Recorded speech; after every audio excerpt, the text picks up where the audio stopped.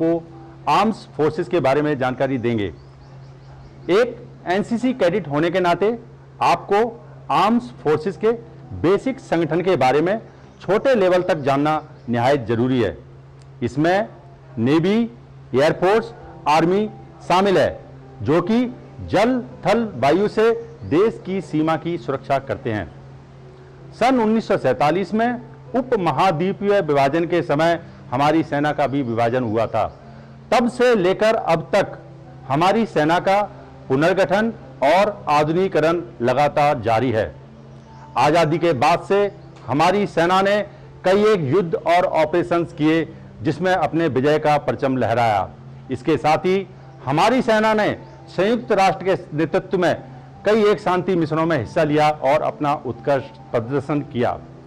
वैसे तो हमारी इंडियन आर्मी के सर्वोच्च कमांडर राष्ट्रपति जी हैं, लेकिन 1 जनवरी 2020 से हमारी सेना में एक नया पद क्रिएट किया गया, जो कि सीडीएस का था। सीडीएस यानी चीफ ऑफ डिफेंस स्टाफ। इनका काम तीनों अंगों के प्रमुखों से कोऑर्डिनेट करके स्ट्रेटजी को बनाए रहना। एक सैनिक की पहचान उसकी यूनिफॉर्म, रैंक एंड बैजेस से होती है। यूनिफॉर्म सैनिक के अंदर अनुशासन, शारीरिक मानसिक अलर्टनेस पैदा करती है। रैंक एंड बैजेस उसकी कार्यकुशलता और एक्सपीरियंस को दर्शाते हैं। रैंक एंड बैजेस के अनुसार ही उनको जिम्मेवारी दी जाती है। एक सैनिक जो कि देश के प्रति अपनी बहादुरी, वीरता, निस्वार्थ सेवा और बलिदान से देश की रक्षा करता है, देश भी ऐसे सैनिक को सम्मान और पुरस्कार से नवाजता है। इन्हीं सब बातों को मद्देनजर रखते हुए लेक्चर का उद्देश्य हमारी आर्म्स फोर्सेस के बारे में जानकारी देना है। यह लेक्चर सुचारू रूप से चले और आपको आसानी से समझ में आने के लिए इसको 4 भागों में पूरा किया जाएगा। भाग नंबर 1 में आप सीखेंगे इंडियन आर्मी के रोल, टास्क और ऑर्गेनाइजेशन। भाग नंबर 2 में लेंगे हम rank and badges, honour and awards. भाग नंबर 3 में लेंगे हम इंडियन नेवी और इंडियन एयरफोर्स के बारे में जानकारी, और अंत में लेंगे हम conclusion. Number 1 Indian army organisation, role and task. Civil संस्था में जैसे ऑर्गेनाइजेशन बनाया जाता है, उसी प्रकार सेना में भी ऑर्गेनाइजेशन बनाया गया है। भारतीय सेना का टास्क देश की सीमा को सुरक्षित करना है। जरूरत पड़ने पर देश की आंतरिक सुरक्षा में भी मदद करना है। प्राकृतिक आपदा जैसे बाढ़, भूकंप और सुनामी आने पर सिविल प्रशासन की मदद करना। प्रेसिडेंट ऑफ इंडिया देश की सेना के सर्वोच्च कमांडर होते हैं। आगे का लेक्चर हम स्लाइड के सहारे बताएंगे। अभी बताऊंगा भाग नंबर 1 थल सेना के संगठन। President of India Indian armoured forces के सुप्रीम कमांडर होते हैं। Chief of army staff army के हेड होते हैं, जिनके लीडरशिप में कंप्लीट आर्मी का कमांड, ट्रेनिंग, ऑपरेशन और एडमिनिस्ट्रेशन होता है। कंप्लीट आर्मी का सुपरविजन आर्मी हेडक्वार्टर से होता है, जो न्यू दिल्ली में लोकेटेड है। कमांड हेडक्वार्टर पूरे इंडिया को 7 कमांड में बांटा गया है। Eastern command Kolkata, western command Chandigarh, northern command Udhampur, southern command Pune, southern west command Jaipur, central command Lucknow, training command Shimla. Command headquarter में 3 स्टार लेफ्टिनेंट जनरल रैंक के ऑफिसर कमांड करते हैं। फील्ड फॉर्मेशन लड़ाकू कमांडों को कोर, डी ब्रिगेड के रूप में बांटा गया है।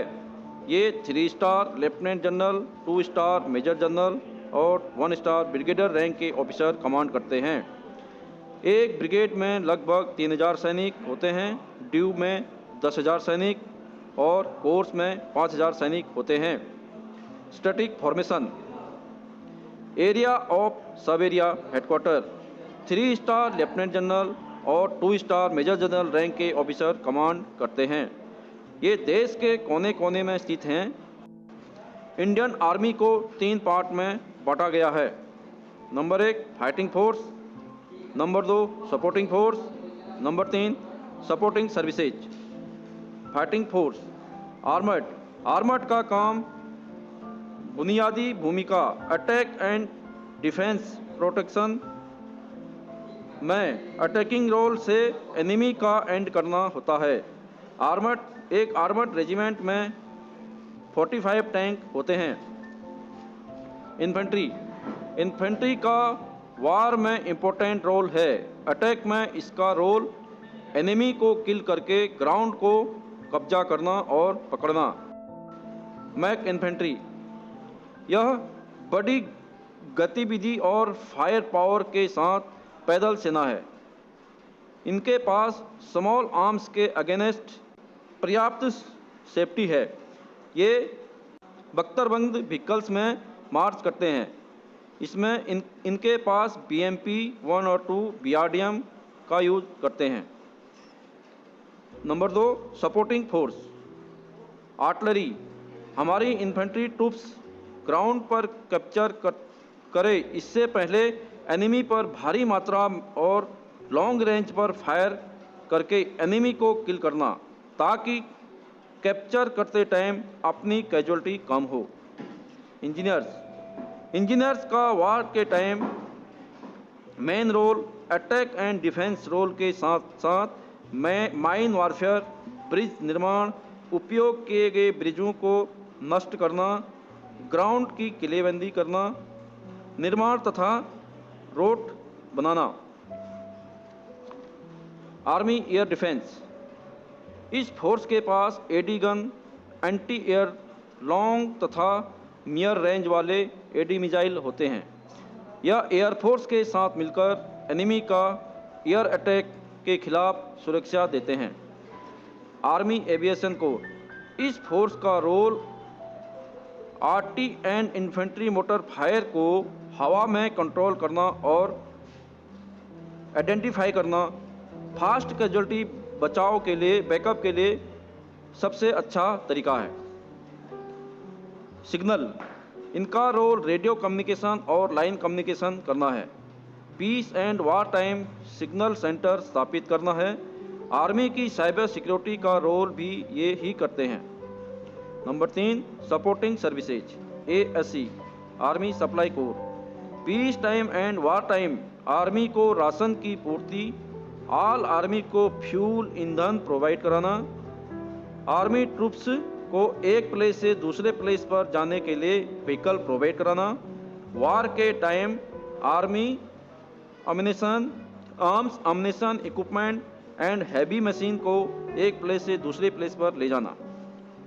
AMC ऑल आर्मी यूनिट को peace time and war time medical facility देना, पीस टाइम में आर्मी के डिपेंडेंट को भी मेडिकल फैसिलिटी देना। AOC ऑल टाइप स्टोर औजार की पूर्ति करना और ऑल टाइप वार अम्यूनिशन की स्टोरेज की व्यवस्था करना। EME all type vehicle, arms vehicle, electric, army द्वारा यूज किए जाने वाले इक्विपमेंट की मेंटेनेंस करना।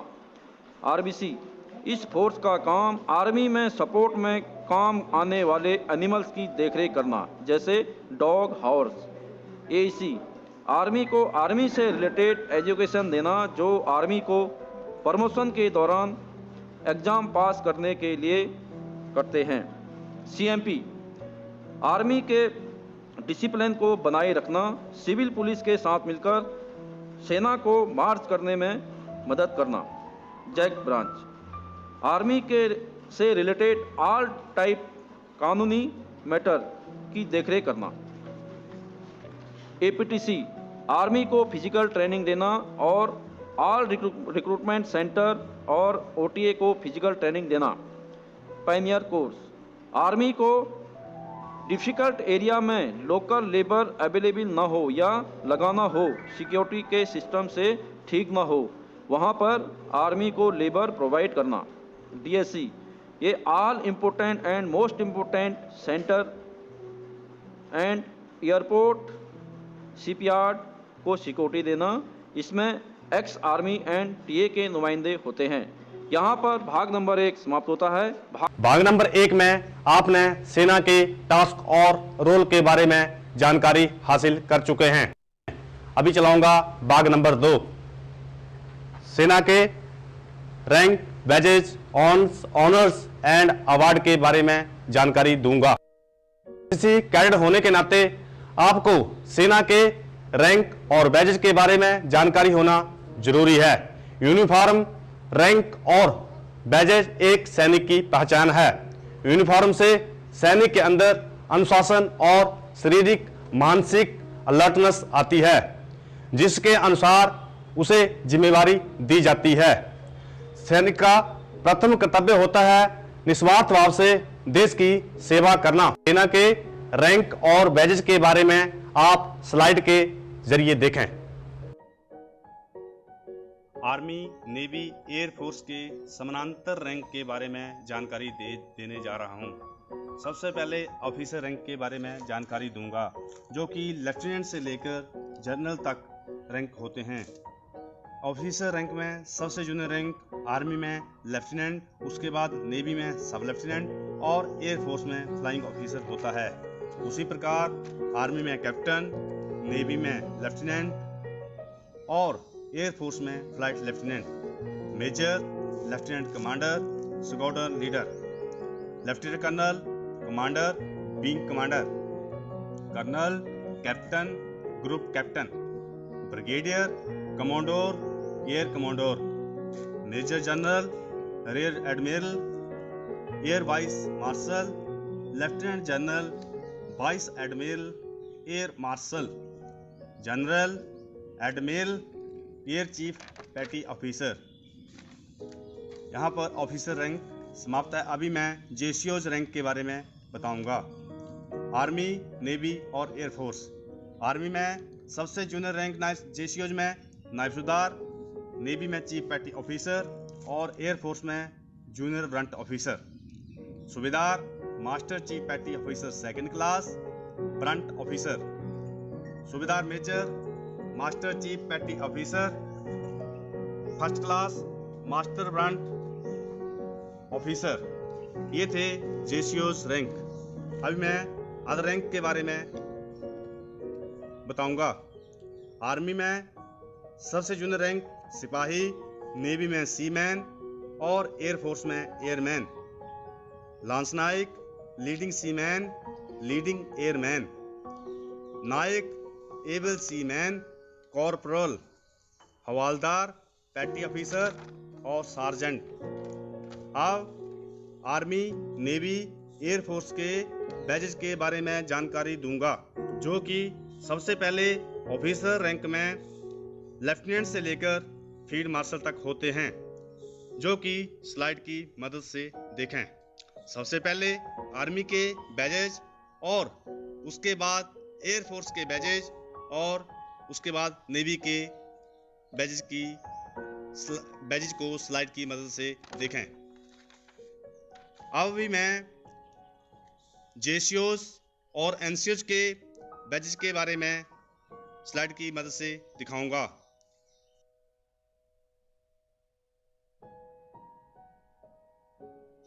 यहां पर भाग नंबर 1 का हिस्सा नंबर 1 समाप्त है। अब हिस्सा नंबर 2 के बारे में जानकारी दूंगा। गैलेंट्री अवार्ड वार टाइम और पीस टाइम अवार्ड के बारे में जानकारी दूंगा। परमवीर चक्र, महावीर चक्र, वीर चक्र। परमवीर चक्र ये अवार्ड 15 अगस्त 1977 को लागू कर दिया था, लेकिन इसकी स्थापना 26 जनवरी 1950 को हुई।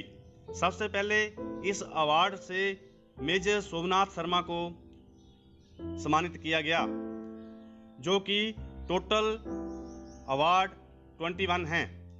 आर्मी में 20 और एयरफोर्स में 1 फ्लाइंग ऑफिसर निर्मलजीत सिंह को सम्मानित किया गया है। महावीर चक्र ये गैलेंट्री अवार्ड वार टाइम का दूसरा अवार्ड है। ये टोटल 291 अवार्ड से सम्मानित किया जा चुका है। वीर चक्र, परमवीर चक्र और महावीर चक्र के बाद ये तीसरा अवार्ड है। ये अवार्ड 26 जनवरी 1950 को जारी किया गया था। Peace time gallantry award. Ashok चक्र कीर्ति चक्र और शौर्य चक्र। अशोक चक्र से सबसे पहले फ्लाइट लेफ्टिनेंट शुभम विश्वास को सम्मानित किया गया। अभी तक टोटल 83 अशोक चक्र से सम्मानित किया गया है। कीर्ति चक्र सेकंड पीस टाइम अवार्ड है, जो कि 4 जनवरी 1952 अशोक चक्र क्लास सेकंड के रूप में स्टैब्लिश हुआ था। 27 जनवरी 1967 को अशोक चक्र का नाम बदलकर कीर्ति चक्र रखा गया। ये अवार्ड भी युद्ध के अलावा अन्य क्षेत्र में किसी वीरता, साहस पूर्ण कार्यों और सेल्फ सेक्रीफाइस के लिए दिया जाता है। 16 MLI के कर्नल NG नायर को अशोक चक्र और कीर्ति चक्र द्वारा सम्मानित किया गया है। शौर्य चक्र ये तीसरा अवार्ड है, जो 4 जनवरी 1952 में अशोक चक्र क्लास 3 के रूप में स्टैब्लिश हुआ। 27 जनवरी 1967 में इसका नाम बदलकर शौर्य चक्र रख दिया गया। ये उन प्रश्न को दी जाता है जो इंदिविल बहादुरी का परिचय देता है। पार्ट टाइम सर्विस मेडल्स: सर्वोत्तम युद्ध सेवा मेडल, उत्तम सेवा मेडल, युद्ध सेवा medal, peace time service medals, परम विशिष्ट सेवा मेडल, अति विशिष्ट सेवा मेडल, विशिष्ट सेवा medal, service and gallantry medals. Army में सेना मेडल, नेवी में नौसेना मेडल और एयरफोर्स में वायुसेना मेडल। यहाँ पर भाग नंबर 2 समाप्त है। लेक्चर के पार्ट 2 में आपने rank, batches, honours and award के बारे में जानकारी हासिल किया। पार्ट 3 में Indian air force and Indian navy का जानकारी दूंगा। एक एनसीसी कैडेट होने के नाते आप सभी को निहायत जरूरी है कि आप Indian air force and Indian navy के बारे में जानकारी हासिल करें। आगे का लेक्चर आप स्लाइड्स के थ्रू देखें। एयरफोर्स, नेवी के बिना किसी भी देश की सेना की कल्पना करना मुश्किल है। लेक्चर का पार्ट 3 को आसानी से समझने के लिए 2 हिस्सों में बताऊंगा। Number 1 Indian air force, number 2 Indian navy. Indian air force, air force के बिना किसी भी देश की सेना की कल्पना करना मुश्किल है। जब हालत ऐसा हो जाता है, जमीन से दुश्मन पर काबू करना मुश्किल हो जाता है, तो एयरफोर्स के फाइटर दुश्मन पर कहर बनकर आते हैं। फाइटर प्लेन को मौत और तपाई का दूसरा नाम माना जाता है। इंडियन एयरफोर्स की स्थापना 1932 में किया गया है। एयर हेडक्वार्टर दिल्ली में है, जिसका commander chief of air staff होते हैं। Task of air force: air force Bharat के एयरपेस एंड वायु सीमा को प्रोटेक्ट करता है। इंडियन एयरफोर्स में अनेक जेट, फ्लाइट, एयरक्राफ्ट होते हैं जो कि लड़ाई में काम आते हैं। इसके अलावा शांति काल में नेचुरल क्लाइमेट जैसा फ्लड, सुनामी, भूमिकंप में भी भाग लेते हैं। एयरफोर्स की command and control air headquarter द्वारा होता है, जो कि दिल्ली में है। इंडियन एयरफोर्स को टास्क एंड रोल के हिसाब से 7 एयर कमांड में बांटा गया है। हर एयर कमांड को air officer commanding in chief command करता है, जो एयर मार्शल रैंक का होते हैं। Air command: western air command जो कि चंडीगढ़ में है, eastern air command Calcutta, central air command Allahabad, training air command Bangalore, maintenance air command Kanpur, south western air command Jodhpur, south command Trivandrum में है। अब मैं आपको भाग 2 यानी इंडियन नेवी के बारे में जानकारी दूंगा।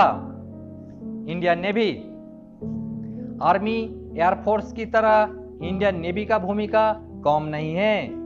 पानी के रास्ते से आने वाला दुश्मन का मुंह तोड़ जवाब देने के लिए इंडियन नेवी मौत बांधकर दुश्मन का सामना करता है। ऑर्गेनाइजेशन: नेवल हेडक्वार्टर दिल्ली में लोकेटेड है, जहां से पूरा नेवी का कमांड एंड कंट्रोल किया जाता है, जिसका कमांड करता है नेवल चीफ एडमिरल। एरिया के हिसाब से इंडियन नेवी को 3 कमांड में बांटा गया है। Western command Mumbai, eastern command Visakhapatnam, southern command Kochi. Indian navy में 2 फ्लीट्स होते हैं, वेस्टर्न फ्लीट्स जो कि मुंबई में है, ईस्टर्न फ्लीट्स जो कि विशाखापत्तनम में, जिसका कमांड करता है वाइस एडमिरल। नेवी का टास्क, नेवी के पास शिप्स, सबमरीन्स और एयरक्राफ्ट कैरियर होते हैं। इंडियन नेवी हमारे देश की समुद्री सीमा या कोस्ट लाइन की रक्षा करता है। हमारे देश की समुद्री सीमा लगभग 6000 किलोमीटर होता है। ये जगह जगह पर कम ज्यादा भी हो सकता है। इंडियन नेवी जलपथ में होने वाला दुश्मन का हर एक गतिविधि पर नजर रखते हैं। जरूरत पड़ने पर इंडियन नेवी दुश्मन को पानी के रास्ते में ही बर्बाद कर देता है। इसके अलावा इंडियन नेवी शांति काल में फ्लड, सुनामी जैसी प्राकृतिक दुर्योग में भी भाग लेते हैं। भाग नंबर 3 यहाँ पे समाप्त होते हैं। अब मैं आपको लेक्चर का सारांश के लिए सूबेदार उमेद साहब को आमंत्रित करता हूँ। आर्म्ड फोर्सेस के बारे में जानकारी समाप्त होता है। अभी मैं आपको इसके लेक्चर के बारे में बताऊंगा संक्षिप्त में। इंडियन आर्म्ड फोर्सेस की बनावट इस तरीके से की गई है, वो आपस में कोऑर्डिनेट करते हुए सेना की गतिविधियों पर नियंत्रण रख सकें। भाग नंबर 1 में आपने सीखा इंडियन आर्मी के टास्क, रोल और ऑर्गेनाइजेशन के बारे में। इसमें आपने देखा फाइटिंग फोर्स, जिसमें आर्मर्ड, मैक इन्फेंट्री और इन्फेंट्री आते हैं। सपोर्टिंग आर्म्स, इसमें आर्टिलरी, इंजीनियर, एडी, एविएशन और सिग्नल आते हैं। सपोर्टिंग सर्विसेज आर्म्स, जिसमें एएससी, ऑर्डिनेंस, एएमसी, आरबीसी इत्यादि आते हैं। भाग नंबर 2 rank and badges, honour and awards. यह रैंक एंड बैजेस एक सैनिक की पहचान है। एनसीसी एक ऐसी संस्था है जिसमें तीनों अंगों की सिखलाई दी जाती है। एक एनसीसी कैडेट को तीनों अंगों के रैंक और बैजेस के बारे में जानना निहायत ही जरूरी है। इसमें एक सैनिक का निस्वार्थ सेवा, बहादुरी और बलिदान से देश की रक्षा करना भी शामिल है। देश ऐसे सैनिक को सम्मान और पुरस्कार से भी सम्मानित करता है। भाग नंबर 3 इंडियन नेवी और इंडियन एयरफोर्स। इंडियन नेवी जो कि 3 कमांडों में काम करती है, ईस्टर्न कमांड, वेस्टर्न कमांड और साउदर्न कमांड। इसके पास कई तरीके के एयरक्राफ्ट्स हैं।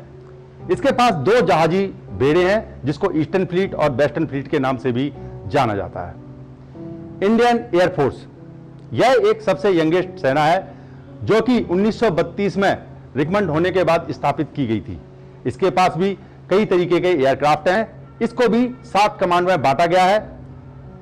इनमें 2 कमांड, एक मेंटेनेंस कमांड, एक ट्रेनिंग कमांड अलग से है। यह पूरा लेक्चर यहां पर समाप्त होता है।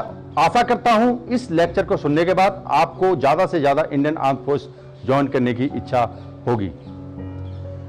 इसके लिए मैं आपको मोटा मोटा क्राइटेरिया इंडियन आर्म्ड फोर्स का ज्वाइन होने का बताता हूं। जीडी सोल्जर, जिसकी उम्र 17 से 21 साल, जिसकी क्वालिफिकेशन 10th 45% और 32% सभी सब्जेक्टों में, फिजिकल अच्छा होना चाहिए और मेडिकल फिट होना चाहिए। इसके साथ ऑफिसर रैंक के लिए एनडीए यानी कि 10+2 कर आप डायरेक्ट इंडिया लेवल पर टेस्ट देकर उसमें हिस्सा ले सकते हैं।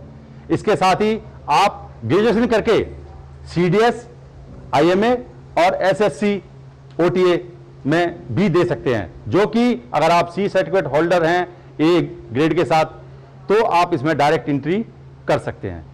भारतीय सेना ज्वाइन करने के लिए अधिक जानकारी आप www.joinindianarmy.nic.in पर विजिट करके अधिक जानकारी हासिल कर सकते हैं।